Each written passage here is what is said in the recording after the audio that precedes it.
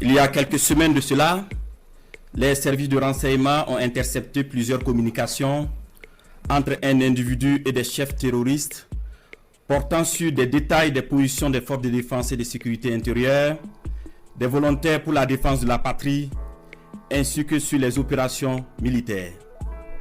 Après analyse technique approfondie, l'individu est identifié au nom de Bahari Abdraman et se trouve être un officier des forces armées burkinabè. Il est identifié appartenant au bataillon de justice militaire. La recherche d'informations sur lui dans son corps d'appartenance va permettre aux agents de renseignement de découvrir que l'officier est en situation d'absence irrégulière depuis quelques semaines et fait l'objet de procédures pour désertion.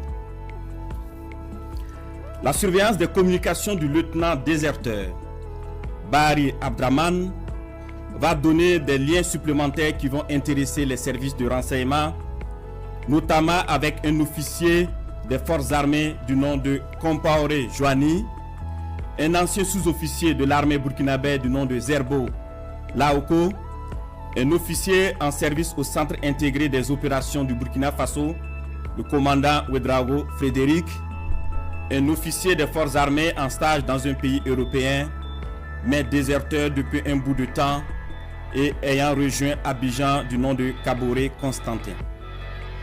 Le travail minutieux des services de renseignement va révéler un grand complot en préparation contre notre pays, dont le but ultime est de semer le chaos total en vue de placer le pays sous tutelle d'une organisation internationale à mesure de reprendre le contrôle dans 10 ou 20 ans selon les instigateurs.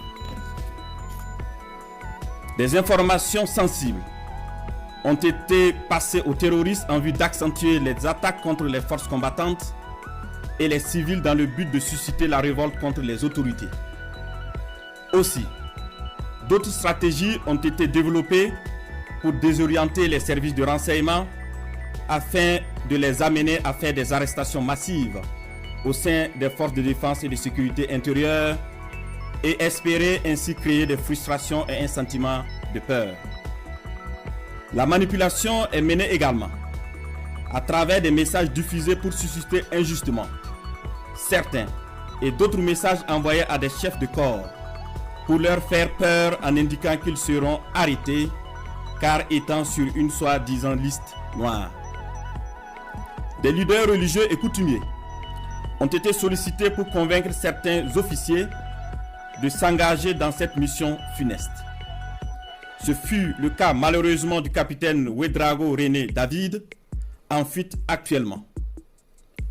Dans le même ordre d'idée, des VDP ont été contactés pour démoraliser leurs camarades et de l'argent leur a été envoyé pour cette basse besogne. Tous ces stratagèmes perfides ont été développés dans le seul but de déstructurer l'armée et semer le chaos. Les services de renseignement ont suivi la manœuvre qui devrait aboutir, selon le plan des comploteurs terroristes, le mercredi 16 avril 2025, à un assaut sur la présidence du Faso par un groupe de soldats recrutés par les ennemis de la nation. Cet assaut devrait être mené au même moment que plusieurs attaques terroristes d'envergure pour occuper les vecteurs aériens à défaut de pouvoir les détruire au sol. Quelques jours avant la mise en œuvre de ce projet diabolique, des VDP et soldats patriotes se sont présentés dans plusieurs services, notamment au renseignement et à la présidence du Faso, pour dénoncer le coup en préparation. Ces dénonciations se sont poursuivies jusqu'au mardi 15 avril 2025 et ont permis d'arrêter des cerveaux de la manœuvre à Ouagadougou et d'autres en fuite vers la Côte d'Ivoire.